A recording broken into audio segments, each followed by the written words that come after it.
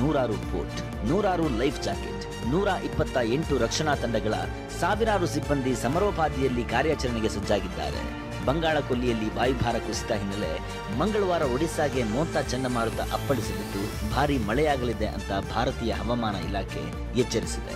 ಒಡಿಶಾದ 8 ಜಿಲ್ಲೆಗಳಲ್ಲಿ ರಣಮಳೆ ಆರ್ಭಟ ಇರಲಿದ್ದು ರೆಡ್ ಅಲರ್ಟ್ ಘೋಷಿಸಿದೆ. ಒಡಿಶಾದ ಹಲವೆಡೆ ಈಗಾಗಲೇ ಮಳೆ ಆರಂಭವಾಗಿದ್ದು ಒಡಿಶಾ ಸರ್ಕಾರ ಮುಂಜಾಗ್ರತಾ ಕ್ರಮ ಕೈಗೊಂಡಿದೆ.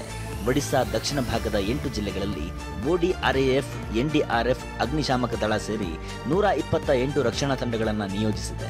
ಬೋಟ್, ಲೈಫ್ ಜಾಕೆಟ್, ರಕ್ಷಣಾ ಉಪಕರಣಗಳನ್ನು ಸಾಗಿಸಲಾಗಿದೆ. ಪ್ರವಾಹ, ಭೂಕುಸಿತ ಸಂಭವಿಸಬಲ್ಲ ಸ್ಥಳಗಳಿಂದ ಈವರೆಗೂ 1000ಕ್ಕೂ ಅಧಿಕ ಜನರನ್ನು ಸುರಕ್ಷಿತ ಕಡೆಗೆ ಸ್ಥಳಾಂತರಿಸಲಾಗಿದೆ. ಮಂಗಳವಾರ ಮೋಂತಾ ಚಂಡಮಾರುತ ಅಪ್ಪಳಿಸಲಿದ್ದು ಯಾವುದೇ ಜೀವಹಾನಿ ಆಗದಂತೆ ಕ್ರಮ ಕೈಗೊಳ್ಳಲಾಗಿದೆ. ಮುಂದಿನ 3 ದಿನಗಳ ಕಾಲ ಅಂದರೆ ಬುಧವಾರದವರೆಗೆ ಆಂಧ್ರದ ಕರಾವಳಿ ಮತ್ತು ಸುತ್ತಲ ಜಿಲ್ಲೆಗಳಲ್ಲಿ ಮೋಂತಾ ಚಂಡಮಾರುತದ ಆರ್ಭಟ ಇರಲಿದೆ. ತೀವ್ರ ಹಾಗೂ ಅತಿ ತೀವ್ರ ಮಳೆ ಅಬ್ಬರಿಸಲಿದೆ ಅಂತ ಹವಾಮಾನ ಇಲಾಖೆ ಎಚ್ಚರಿಕೆ ನೀಡಿದ್ದು ಆಂಧ್ರದ 26 ಜಿಲ್ಲೆಗಳಲ್ಲಿ ರೆಡ್ ಅಲರ್ಟ್ ಘೋಷಿಸಲಾಗಿದೆ. ತಗ್ಗು ಪ್ರದೇಶದ ಜನರ ಸ್ಥಳಾಂತರಕ್ಕೆ ಕಾರ್ಯಾಚರಣೆ ಶುರು ಮಾಡಲಾಗಿದೆ. ನೆಲ್ಲೂರು, ಪ್ರಕಾಶಂ, ಬಾಪಟ್ಲ, ಪಶ್ಚಿಮ ಗೋದಾವರಿ ಜಿಲ್ಲೆ, ಅಂಬೇಡ್ಕರ್ ಕೋನಸೀಮ, ಕಾಕಿನಾಡ ಜಿಲ್ಲೆಗಳಲ್ಲಿ ಭಾರೀ ಮಳೆ ಆರಂಭವಾಗಿದ್ದು ರೆಡ್ ಅಲರ್ಟ್ ಘೋಷಿಸಲಾಗಿದೆ. ಅನಂತಪುರ, ಕರ್ನೂಲ್, ಶ್ರೀ ಸತ್ಯಸಾಯಿ ಜಿಲ್ಲೆಗಳಿಗೆ ಹವಾಮಾನ ಇಲಾಖೆ ಆರೆಂಜ್ ಅಲರ್ಟ್ ಘೋಷಿಸಿದೆ. ಮುಂಜಾಗ್ರತಾ ಕ್ರಮವಾಗಿ ಕರಾವಳಿ ಜಿಲ್ಲೆಗಳಲ್ಲಿ ರೈಲು ಸೇವೆ ತಡೆ ಹಿಡಿಯಲಾಗಿದೆ. ಶಾಲೆಗಳಿಗೆ 2 ದಿನಗಳ ಕಾಲ ರಜೆ ಘೋಷಿಸಲಾಗಿದೆ. ಆಂಧ್ರ ಪ್ರದೇಶಕ್ಕೆ ಅಪ್ಪಳಿಸಲಿರೋ ಮೋಂತಾ ಚಂಡಮಾರುತದ ಪ್ರಭಾವಕ್ಕೆ ತೆಲಂಗಾಣದ 7 ಜಿಲ್ಲೆಗಳಲ್ಲೂ ಭಾರೀ ಮಳೆಯಾಗಲಿದೆ ಅಂತ ಹವಾಮಾನ ಇಲಾಖೆ ಎಚ್ಚರಿಸಿದೆ. ತೆಲಂಗಾಣದ ಭದ್ರಾದ್ರಿ, ಮುಳುಗು, ಮೆಹಬೂಬಾಬಾದ್, ಲಯಾಶಂಕರ್, ಭೂಪಾಲಪಲ್ಲಿ ಸೇರಿ 7 ಕಡೆ ರಣಮಳೆ ಎಚ್ಚರಿಕೆ ನೀಡಲಾಗಿದೆ. ಚೆನ್ನೈ ಸೇರಿ 4 ಜಿಲ್ಲೆಗಳಿಗೂ ಮೋಂತಾ ಆಘಾತ ಇರಲಿದ್ದು ರೆಡ್ ಅಲರ್ಟ್ ಘೋಷಿಸಲಾಗಿದೆ. ಇನ್ನು ಪುದುಚೇರಿಯಲ್ಲೂ ಚಂಡಮಾರುತದ ಆರ್ಭಟದ ಪ್ರಭಾವಕ್ಕೆ ಮಳೆಯಾಗಲಿದೆ ಅಂತ ಆರೆಂಜ್ ಅಲರ್ಟ್ ಘೋಷಿಸಲಾಗಿದೆ.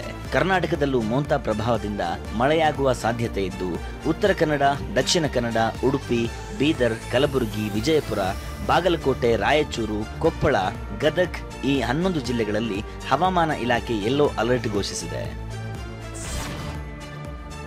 ದೆಹಲಿಯ ತಿಮಾರ್ಪುರ ವ್ಯಾಪ್ತಿಯಲ್ಲಿ ನಡೆದಿದ್ದ ಯುಪಿಎಸ್ಸಿ ಆಕಾಂಕ್ಷಿ ರಾಮ್ಕೇಶ್ ಮೀನಾ ನಿಗೂಢ ಸಾವಿನ ಸ್ಫೋಟಕ ಸತ್ಯ ಬಯಲಾಗಿದೆ. ಅಕ್ಟೋಬರ್ 6ರಂದು ದೆಹಲಿಯ ತಿಮಾರ್ಪುರ ವ್ಯಾಪ್ತಿಯಲ್ಲಿ ನಡೆದಿದ್ದ ರಾಮ್ಕೇಶ್ ಮೀನಾ ಕೊಲೆ ರಹಸ್ಯವನ್ನ ದೆಹಲಿ ಪೊಲೀಸರು ಭೇದಿಸಿದ್ದಾರೆ. ರಾಮ್ಕೇಶ್ ಮೀನಾ ಹತ್ಯೆ ದೃಢಪಟ್ಟಿದ್ದು ತನಿಖೆ ನಡೆಸಿದ ಪೊಲೀಸರು ಉತ್ತರ ಪ್ರದೇಶದ ಮೊರಾದಾಬಾದ್ನಲ್ಲಿ 3 ಬಂಧಿಸಿದ್ದಾರೆ. ರಾಮ್ ಗೆಳತಿ ಅಮೃತಾ ಚೌಹಾಣ್, ಸಮಿತ್ ಕಶ್ಯಪ್, ಸಂದೀಪ್ ಕುಮಾರ್ನನ್ನ ಬಂಧಿಸಲಾಗಿದೆ. ಅಮೃತಾ ಚೌಹಾಣ್ ಜೊತೆ ಲಿವಿಂಗ್ ರಿಲೇಶನ್ಶಿಪ್ ನಲ್ಲಿದ್ದ ರಾಮ್ ಈಕೆಯ ಖಾಸಗಿ ವಿಡಿಯೋ ಇಟ್ಕೊಂಡಿದ್ದ. ಇದನ್ನ ಡಿಲೀಟ್ ಮಾಡುವಂತೆ ಅಮೃತಾ ಕೇಳಿದ್ರು ರಾಮ್ ಒಪ್ಪಿಲ್ಲ. ಆಗ ಅಮೃತಾ, ಸಮಿತ್ ಕಶ್ಯಪ್, ಸಂದೀಪ್ ಸೇರಿ ಕೊಲೆ ಸಂಚು ರೂಪಿಸಿದ್ರು. ಕದ್ದು ಹಿಚಕಿ ರಾಮ್ ಕೊಲೆ ಮಾಡಿ ಮೈ ಮೇಲೆ ತುಪ್ಪ, ವೈನ್ ಹಾಕಿ ಗ್ಯಾಸ್ ಸಿಲಿಂಡರ್ ಸ್ಫೋಟಿಸಿದ್ರು. ಆಕಸ್ಮಿಕ ಸಾವು ಅಂತ ಬಿಂಬಿಸುವ ಡ್ರಾಮಾ ಮಾಡಿದ್ರು. ತನಿಖೆ ಆರಂಭಿಸಿ ಸಿಸಿಟಿವಿ ಪರಿಶೀಲಿಸಿದ ಪೊಲೀಸರಿಗೆ 3 ಆರೋಪಿಗಳು ಸಿಕ್ಕಿಬಿದ್ದಿದ್ದಾರೆ. ಡೇಟಿಂಗ್ ಆಪ್ನಲ್ಲಿ ಪರಿಚಯ ಬೆಳೆಸಿ ಓಯೋ ರೂಮ್ನಲ್ಲಿ ರೇಪ್ ಮಾಡಲಾಗಿದೆಯಂತ ಮಹಿಳೆ ಆರೋಪಿಸಿದ್ದ ಕೇಸ್ನ ಎಫ್ಐಆರ್ನ ಹೈಕೋರ್ಟ್ ರದ್ದುಪಡಿಸಿದೆ. ಡೇಟಿಂಗ್ ಆಪ್ನಲ್ಲಿ 1 ವರ್ಷದಿಂದ ಮಹಿಳೆ, ಯುವಕ ಸಾಂಪ್ರಸ್ ಸಂಪರ್ಕದಲ್ಲಿದ್ರು. ಇನ್ಸ್ಟಾದಲ್ಲಿ ಯುವಕ ಮತ್ತು ಮಹಿಳೆ ಕೆಟ್ಟ ಅಭಿರುಚಿಯ ಚಾಟಿಂಗ್ ಮಾಡಿದ್ರು. ಪರಸ್ಪರ ಫೋಟೋ, ವಿಡಿಯೋಗಳನ್ನು ಹಂಚಿಕೊಂಡಿದ್ದು ಪತ್ತೆಯಾಗಿದೆ. ಬಳಿಕ ಭೇಟಿಯಾಗಿ ರೆಸ್ಟೋರೆಂಟ್ನಲ್ಲಿ ಊಟ ಮಾಡಿ ಬಳಿಕ ಓಯೋ ರೂಮ್ಗೆ ಬಂದಿದ್ದಾರೆ. ಆ ವೇಳೆ ಒಪ್ಪಿಗೆ ಇಲ್ಲದೆ ಯುವಕ ಲೈಂಗಿಕ ಕ್ರಿಯೆ ನಡೆಸಿದ್ದಾನೆಂದು ಮಹಿಳೆ ಆರೋಪಿಸಿದ್ದಾರೆ. ಮರುದಿನ ಆಕೆ ಅಪಾರ್ಟ್ಮೆಂಟ್ಗೆ ಯುವಕ ಡ್ರಾಪ್ ಮಾಡಿದ್ದು. ಅದೇ ದಿನ ವೈದ್ಯಕೀಯ ತಪಾಸಣೆ ಮಾಡಿಸಿದ ಮಹಿಳೆ ದೂರು ನೀಡಿದ್ದಾರೆ. ಪ್ರಕರಣದ ಆರೋಪ ಪಟ್ಟಿ ಸಲ್ಲಿಸಿದ ಪೊಲೀಸರು ಇನ್ಸ್ಟಾಗ್ರಾಮ್ ಚಾಟಿಂಗ್ ಅನ್ನ ಪರಿಗಣಿಸಿರಲಿಲ್ಲ. ಇದೆಲ್ಲವನ್ನ ಪರಿಶೀಲಿಸಿದಾಗ ಯುವತಿಯ ದೂರು ಸುಳ್ಳೆಂದು ಸಾಬೀತಾಗಿತ್ತು. ಒಪ್ಪಿಗೆಯಿಂದ ಆರಂಭಗೊಂಡ ಸಂಬಂಧ ನಿರಾಶೆಯಲ್ಲಿ ಅಂತ್ಯಗೊಂಡ್ರೆ ಅಪರಾಧವಲ್ಲ, ಪರಸ್ಪರ ಸಮ್ಮತಿಯ ಲೈಂಗಿಕ ಕ್ರಿಯೆ ಅಪರಾಧವಲ್ಲ ಎಂದು ಹೈಕೋರ್ಟ್ ತೀರ್ಪು ನೀಡಿದೆ. ಧರ್ಮಸ್ಥಳದ ಬುರುಡೆ ಕೇಸ್ನಲ್ಲಿ ತಿಮರೋಡಿ ಆ್ಯಂಡ್ ಟೀಮ್ಗೆ ವಿಚಾರಣೆಗೆ ಹಾಜರಾಗುವಂತೆ ಎಸ್ಐಟಿ ನೋಟಿಸ್ ನೀಡಿತ್ತು. ಸೋಮವಾರ ಮಧ್ಯಾಹ್ನ 2 ಗಂಟೆವರೆಗೆ ಎಸ್ಐಟಿ ಪೊಲೀಸರು ಡೆಡ್ಲೈನ್ ನೀಡಿದ್ರು. ಡೆಡ್ಲೈನ್ ಮುಗಿದ್ರೂ ಮಹೇಶ್ ಶೆಟ್ಟಿ ತಿಮರೋಡಿ, ಗಿರೀಶ್ ಮಟ್ಟಣ್ಣನವರ್, ಟಿ ಜಯಂತ್ ಹಾಗೂ ವಿಠಲಗೌಡ ವಿಚಾರಣೆಗೆ ಹಾಜರಾಗಿಲ್ಲ. ಬದಲಿಗೆ ಈ 4 ಜನರ ಪರ ವಕೀಲರು ಎಸ್ಐಟಿ ಕಚೇರಿಗೆ ಬಂದು ವಿಚಾರಣೆಗೆ ಹಾಜರಾಗಲು 7 ದಿನಗಳ ಕಾಲಾವಕಾಶ ನೀಡುವಂತೆ ಮನವಿ ಮಾಡಿದ್ದಾರೆ. ಎಸ್ಐಟಿ ಅಧಿಕಾರಿಗಳು ಮಹೇಶ್ ಶೆಟ್ಟಿಗೆ 7 ದಿನದ ಒಳಗೆ ಹಾಜರಾಗಲು ಅವಕಾಶ ನೀಡಿದ್ದಾರೆ. ಉಳಿದ 3 4 ದಿನದ ಒಳಗೆ ವಿಚಾರಣೆಗೆ ಹಾಜರಾಗಲು ಸೂಚನೆ ನೀಡಿದ್ದಾರೆ. ಇತ್ತ ಸುಜಾತಾ ಭಟ್ ಎಸ್ಐಟಿ ಕಚೇರಿಗೆ ಭೇಟಿ ನೀಡಿ ವಿಚಾರಣೆ ಎದುರಿಸಿದ್ದಾರೆ. ಶಬರಿಮಲೆ ದೇವಸ್ಥಾನಕ್ಕೆ ಸೇರಿದ ಚಿನ್ನ ಕಳ್ಳತನ ಪ್ರಕರಣ ರಾಜಕೀಯ ತಿರುವು ಪಡೆದುಕೊಳ್ಳುತ್ತಿದೆ. ಶಬರಿಮಲೆಯ 4.5 ಕೆಜಿ ಚಿನ್ನ ಕಳ್ಳತನಕ್ಕೂ ಕೇರಳ ದೇವಸ್ವಂ ಸಚಿವ BN ವಾಸವನ್ಗೂ ನೇರವಾದ ಲಿಂಕ್ ಇದೆ ಅಂತ ಬಿಜೆಪಿ ಆರೋಪಿಸಿದೆ. ಈ ಬಗ್ಗೆ ಮಾತನಾಡಿದ ಕೇರಳ ಬಿಜೆಪಿ ಅಧ್ಯಕ್ಷ ರಾಜೀವ್ ಚಂದ್ರಶೇಖರ್, ಸರ್ಕಾರದ ಮೂಲಗಳಿಂದಲೇ ಈ ಬಗ್ಗೆ ಮಾಹಿತಿ ಲಭ್ಯವಾಗಿದೆ ಎಂದಿದ್ದಾರೆ. ಅಲ್ಲದೆ ವಾಸವನ್ ಸಚಿವ ಸ್ಥಾನದಿಂದ ಕೆಳಗಿಳಿಬೇಕು ಅಂತ ರಾಜೀವ್ ಚಂದ್ರಶೇಖರ್ ಆಗ್ರಹಿಸಿದ್ದಾರೆ. ದೇವಸ್ವಂ ಮಂಡಳಿಯನ್ನ ವಿಸರ್ಜಿಸಿ ಕೇಂದ್ರೀಯ ಸಂಸ್ಥೆಯಿಂದ ಕಳ್ಳತನದ ತನಿಖೆ ನಡೆಸಬೇಕೆಂದು ಒತ್ತಾಯಿಸಿದ್ದಾರೆ.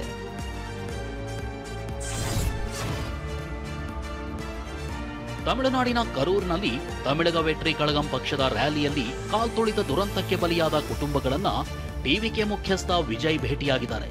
ದುರಂತ ನಡೆದ 1 ತಿಂಗಳ ಬಳಿಕ ಮಾಮಲ್ಲಾಪುರಂನ ರೆಸಾರ್ಟ್ ಒಂದಕ್ಕೆ ಕಾಲ್ತುಳಿತ ಸಂತ್ರಸ್ತರನ್ನ ಕರೆಸಿ ವಿಜಯ್ ಸಾಂತ್ವನ ಹೇಳಿದ್ದಾರೆ. ರೆಸಾರ್ಟ್ನಲ್ಲಿ 50 ರೂಮ್ಗಳನ್ನ ಬುಕ್ ಮಾಡಲಾಗಿತ್ತು. ಒಟ್ಟು 5 ಬಸ್ಗಳಲ್ಲಿ 37 ಕುಟುಂಬಗಳನ್ನ ಕರೆಸಿ ಎಲ್ರಿಗೂ ಊಟದ ವ್ಯವಸ್ಥೆ ಮಾಡಲಾಗಿತ್ತು.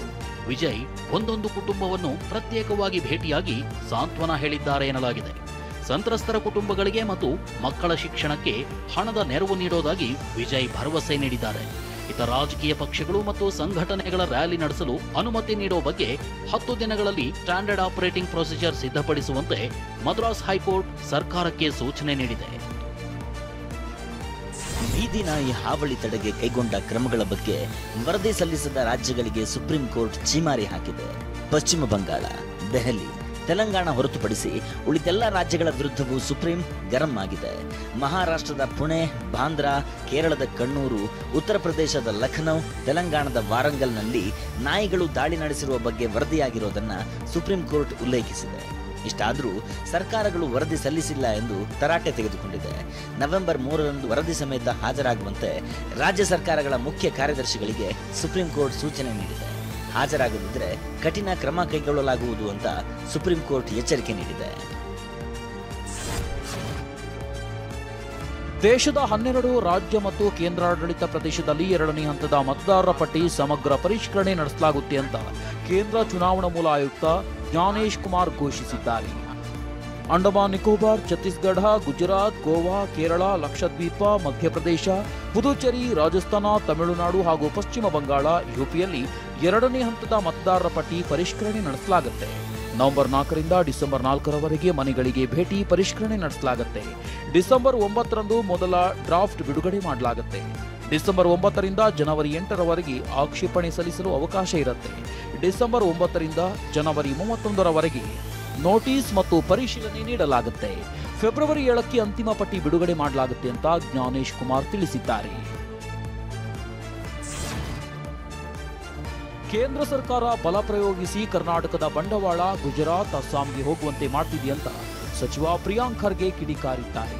ಇದೇ ವೇಳೆ ಗುಜರಾತ್, ಅಸ್ಸಾಂನಲ್ಲಿ ಏನಿದೆ, ಪ್ರತಿಭೆ ಇದೆಯಾ ಅಂತ ಪ್ರಶ್ನಿಸಿದ್ದಾರೆ.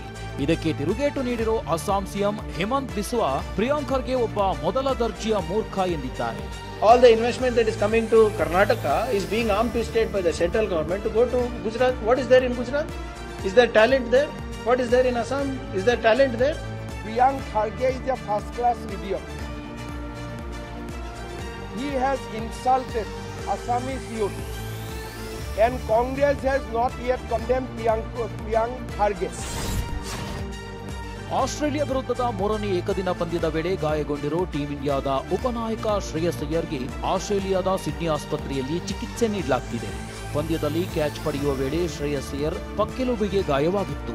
ಸ್ಕ್ಯಾನಿಂಗ್ ವೇಳೆ ಶ್ರೇಯಸ್ ಅಯ್ಯರ್ ದೇಹದಲ್ಲಿ ಆಂತರಿಕ ರಕ್ತಸ್ರಾವ ಕಂಡುಬಂದಿದೆ. ಹೀಗಾಗಿ ಅಯ್ಯರ್ನ ಐಸಿಯುಗೆ ದಾಖಲಿಸಲಾಗಿತ್ತು. ಆದರೆ ಅಯ್ಯರ್ ಅಪಾಯದಿಂದ ಪಾರಾಗಿರೋದ್ರಿಂದ ಐಸಿಯುನಿಂದ ಶಿಫ್ಟ್ ಮಾಡಲಾಗಿದೆ. ಅಯ್ಯರ್ ಇನ್ನು ಕೆಲ ದಿನ ಸಿಡ್ನಿ ಆಸ್ಪತ್ರೆಯಲ್ಲೇ ಚಿಕಿತ್ಸೆ ಪಡೆಯಲಿದ್ದಾರೆ. ಅಯ್ಯರ್ಗೆ 3 ವಾರ ವಿಶ್ರಾಂತಿ ಅಗತ್ಯವಿದ್ದು ಕ್ರಿಕೆಟ್ ಅಂಗಳದಿಂದ ದೂರ ಉಳಿಯಲಿದ್ದಾರೆ. ಆರ್ಎಸ್ಎಸ್ ಪ್ರಮುಖ ಕಲ್ಲಡ್ಕ ಪ್ರಭಾಕರ್ ಭಟ್ ವಿರುದ್ಧ ಬಲವಂತದ ಕ್ರಮ ಕೈಗೊಳ್ಳದಂತೆ ದಕ್ಷಿಣ ಕನ್ನಡ ಜಿಲ್ಲೆ ಪುತ್ತೂರಿನ 6ನೇ ಹೆಚ್ಚುವರಿ ಸೆಷನ್ಸ್ ಕೋರ್ಟ್ ಆದೇಶಿಸಿದೆ. ಪ್ರಚೋದನಕಾರಿ ಭಾಷಣ ಆರೋಪದಡಿ ಪ್ರಭಾಕರ್ ಭಟ್ ವಿರುದ್ಧ ಎಫ್ಐಆರ್ ದಾಖಲಾಗಿತ್ತು. ಬಿಜೆಪಿ ಉಚ್ಚಾಟಿತ ಶಾಸಕ ಯತ್ನಾಳ್ ಮಗನ ನಿಶ್ಚಿತಾರ್ಥದ ವಿಡಿಯೋ ಸೋಷಿಯಲ್ ಮೀಡಿಯಾದಲ್ಲಿ ಸದ್ದು ಮಾಡ್ತಿದೆ. ಸದಾ ಹಿಂದುತ್ವ ಎನ್ನುವ ಯತ್ನಾಳ್ ತಮ್ಮ ಮಗನ ನಿಶ್ಚಿತಾರ್ಥವನ್ನ ಕ್ರಿಶ್ಚಿಯನ್ಸ್ ರೀತಿ ಮಾಡಿದ್ದಾರೆ ಅಂತ ಜಾಲತಾಣಗಳಲ್ಲಿ ಪರ ವಿರೋಧ ಚರ್ಚೆ ಜೋರಾಗಿದೆ. ಇಂದು ಚಿನ್ನದ ದರ ಇಳಿದಿದೆ. ಬೆಂಗಳೂರಿನಲ್ಲಿ 1 ಗ್ರಾಂ 22 ಕ್ಯಾರೆಟ್ ಚಿನ್ನದ ಬೆಲೆ ನಿನ್ನೆ 11,515 ರೂಪಾಯಿ ಇತ್ತು. ಇಂದು 11,300ಕ್ಕೆ ಇಳಿದಿದೆ. 24 ಕ್ಯಾರೆಟ್ನ 1 ಗ್ರಾಂ ಚಿನ್ನದ ಬೆಲೆ ನಿನ್ನೆ 12,562 ರೂಪಾಯಿ ಇತ್ತು.